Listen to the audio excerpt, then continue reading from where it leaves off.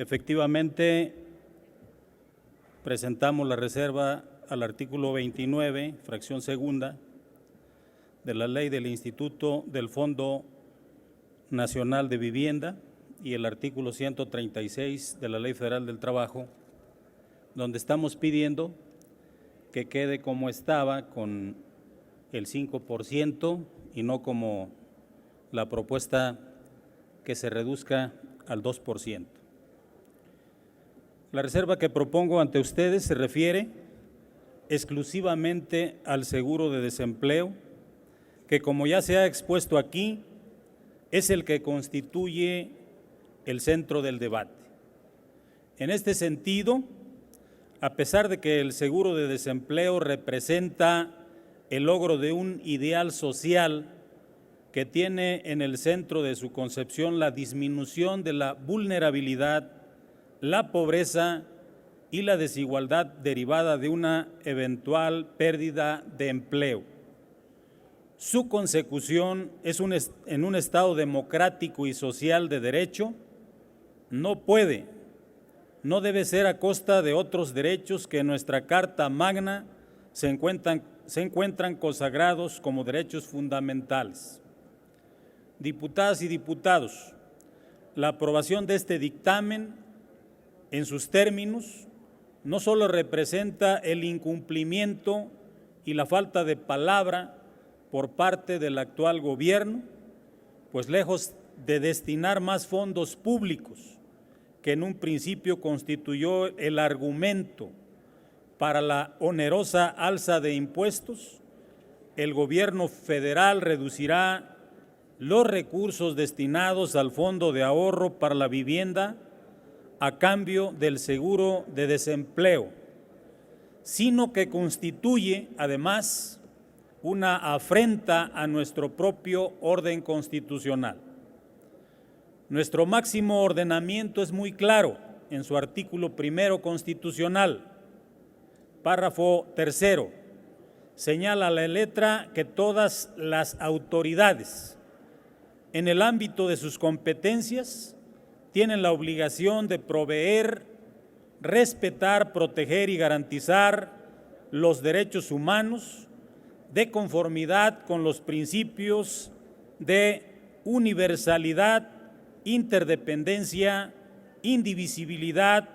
y progresividad. En términos llanos, lo que pretenden hacer al financiar la subvención para los trabajadores que se queden sin empleo mediante la disminución de su fondo de ahorro para la vivienda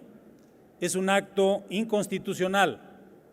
pues viola los principios constitucionales consagrados en el artículo 1 constitucional al que acabo de hacer referencia. Viola el principio de universalidad al excluir de ese derecho a más del 60% de la población que labora en la informalidad y para quienes este seguro representa una nueva exclusión a su de por sí precaria, desventajosa e incierta situación. Viola los principios de interdependencia e indivisibilidad al hacer depender el acceso a un derecho de la renuncia de facto a otro, ya sea el de la seguridad social, del cual el seguro de desempleo forma parte, o el de la vivienda. Viola el principio de progresividad al disminuir el monto de recursos que se destinarán a la vivienda, pues en el agregado ante un evento económico negativo, las y los trabajadores preferirían amortizar la pérdida del empleo mediante sus propios recursos que continuar conservándolos, sacrificando la adquisición y mejoramiento de su vivienda. Y me permito subrayar que esta última violación no resulta salvada mediante una falsa autonomía en la que se brinda al trabajador una pseudo oportunidad al destinar los recursos de la subcuenta mixta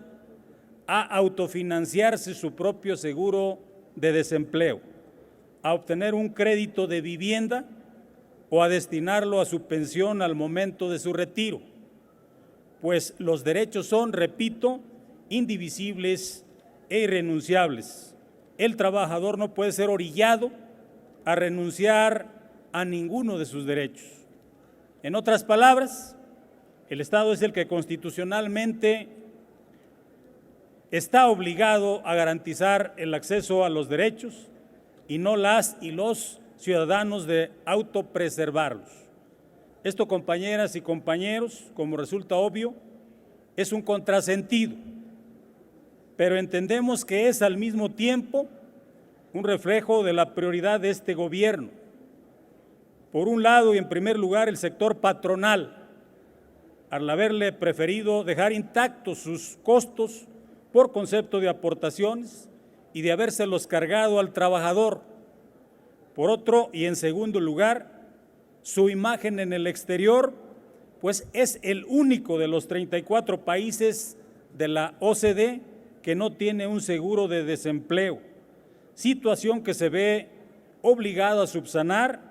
y finalmente su desempeño por el orden legal al burlar de nueva cuenta la Constitución, tanto en el procedimiento como en el contenido, y atentar con el derecho a la vivienda de los trabajadores. Muchas gracias. Es cuanto, señor presidente.